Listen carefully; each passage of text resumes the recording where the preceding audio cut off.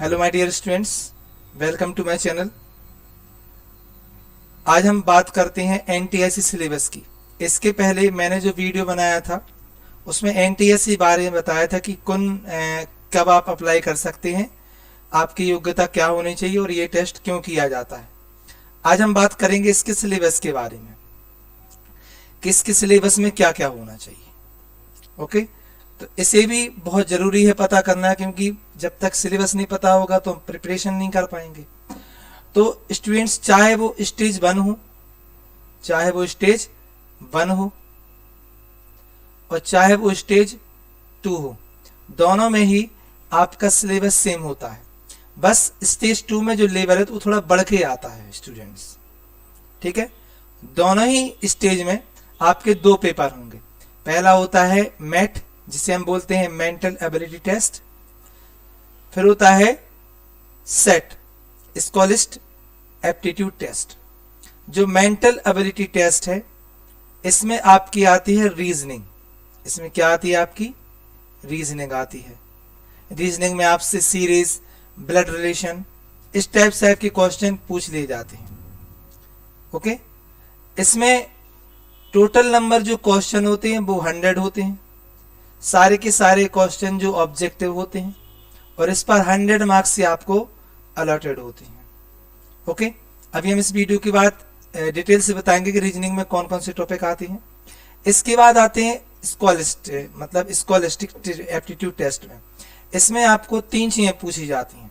इसमें आपको सबसे पहले पूछा जाता है जर्नल साइंस। Journal science. इसमें से दूसरा पूछा जाता है आपके लिए एसएसटी और तीसरा पूछा जाता है आपके लिए इसमें से मैथ्स। तो यहाँ पे जो जनरल साइंस है वो आती है 40 मार्क्स की, एसएसटी भी आती है आपको 40 मार्क्स की और मैथ्स आती है 20 मार्क्स की। इस तरीके से जो सेट पेपर है वो 100 मार्क्स का आता है, जिसमें से साइंस भी 40 का होता है, एसएसटी भी 40 की होती है और मैथ्स भी 20 की होती है। अब मैथ्स का 20 का आने का रीजन सबसे बड़ा है कि पहला जो पेपर है वो रीजनिंग का हो जाना। तो माय डियर स्टूडेंट्स, जो रीजनिंग है वो भी मैथ्स का ही पार्ट मानी जाती है। इसी रीजन से सेट पेपर जो मैथ्स से थोड़ी कम आती है। आई होप सो आपको क्लियर हो गया होगा। अब यहाँ पे जो साइंस एसएसटी मैथ्स है, तो स्टूडेंट ये जो है वो कंप्लीटली 9th और 10th स्टैंडर्ड से ही आती है। यानी यहाँ पे आपको नॉलेज जो है वो बहुत अच्छी होनी चाहिए। 9th और 10th स्टैंडर्ड से ही आपको पूछी जाती है, चाहे वो साइंस हो, चाहे वो एसएसटी हो, चाहे वो मैथ्स हो। क्लियर है? अब इसके बाद हम बात करते हैं कि रीजनिंग में कौन कौन से टॉपिक आते हैं। ओके स्टूडेंट्स, अब हम बात करते हैं आपके सिलेबस की, जिसे हम बोलते हैं मैट। क्या बोलते हैं? मैट। मैट का मतलब होता है mental ability test. Okay, mental ability test में आपको स्टूडेंट रीजनिंग आती है। क्या आती है? रीजनिंग आती है। अब भाई रीजनिंग मतलब क्या होता है?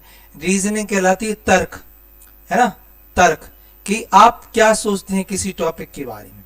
अब आपको जो मेनली टॉपिक है वो ध्यान रखना है। देखिए, सबसे पहले आपको करना है सीरीज कंप्लीट। ओके, सीरीज आपने ऑलरेडी क्लास 10th में एपी या लगभग जीपी आपने की होगी, तो उसी कॉन्सेप्ट पे लेके सीरीज आती है कि कोई नंबर मिस कर देते हैं तो बताइए नेक्स्ट स्टेप क्या होगा। तो पहला हमारा टॉपिक क्या होता है? सीरीज होती है। ओके, पहले टॉपिक क्या होता है? सीरीज होता है। ठीक है। सेकंड, हालांकि टॉपिक तो बहुत सारे होते हैं। सेकंड आपको अल्फाबेट टेस्ट। सेकंड क्या होता है? Alphabet test. Alphabet test. Okay, यहां से भी आपको क्वेश्चन पूछ ले जाते हैं। ब्लड रिलेशन, ये भी स्टूडेंट बहुत इंपॉर्टेंट पार्ट है आपका रीजनिंग का। ब्लड रिलेशन, ठीक है, ब्लड रिलेशन। इसके बाद आपको क्लॉक। ओके, क्लॉक से भी आपसे क्वेश्चन ले लिए जाते हैं। डाइस, स्टूडेंट डाइस से भी क्वेश्चन आते हैं। डाइस के बाद अगर हम बात करें तो यहां से डायरेक्शन, यहां से किसकी बात करें हम? डायरेक्शन। तो स्टूडेंट डायरेक्शन से भी आपको क्वेश्चन पूछ लिए जाते हैं। ओके, इसके अलावा आपको स्लोगिज्म हुआ रीजनिंग में, स्लोगिज्म के अलावा टाइम हो गया, टाइम से भी क्वेश्चन पूछ लिए जाते हैं, नंबर रैंकिंग से क्वेश्चन पूछ लिए जाते हैं, coding decoding, analogy, syllogism, okay, data sufficiency, statement in conclusion, है ना, cryptography and figure partition, puzzle test, different type से आपसे रीजनिंग की बेसिकली स्टूडेंट्स प्रैक्टिस करनी पड़ती है। तो नेक्स्ट वीडियो से मैं आपके लिए रीजनिंग के वीडियो जरूर प्रोवाइड करूंगा। ओके, इसके बाद हम बात करते हैं सेट की। भाई रीजनिंग में तो आपका फर्स्ट पेपर होना, अब हम बात करते हैं सेट की कि भाई सेट में क्या आता है। तो देखिए स्टूडेंट्स, जो सेट है, सेट में आपको, सेट भी आपका 100 मार्क्स का एग्जाम होता है, ये भी आपका 120 मिनट का एग्जाम होता है, यानी 2 घंटे का। अब सेट में आपको सबसे पहले पूछा जाता है जर्नल साइंस। क्या पूछी जाती है? Journal science. दूसरा सब्जेक्ट होता है इसका एसएसटी, और तीसरा सब्जेक्ट होता है आपका मैथ्स का। तो जर्नल साइंस में जनरली आपको 9th और 10th की ही लेनी है। ओके, 9th और 10th की जितना आप डीप ले सकते हैं उतना डीप आप स्टडी कीजिए। ओके, इनके कुछ चैप्टर्स हैं, जैसे मोशन हुआ आपका साइंस में। ओके, मोशन हो गया, और आपने क्या पढ़ा था साइंस में? ओके, ग्रेविटेशन पढ़ा, वर्क एंड एनर्जी पढ़ा, साउंड पढ़ा, लाइट्स एंड इट्स फिनोमेनास पढ़ा, and human I, electricity and it's magnetic effect, source of energy. Okay, ये आपके फिजिक्स में चैप्टर हुए। केमिस्ट्री में क्या था? Matter and it's classification, atomic structure. इस तरीके से आपके साइंस के सब्जेक्ट हैं जो आपने 9th 10th दोनों में पढ़े हैं।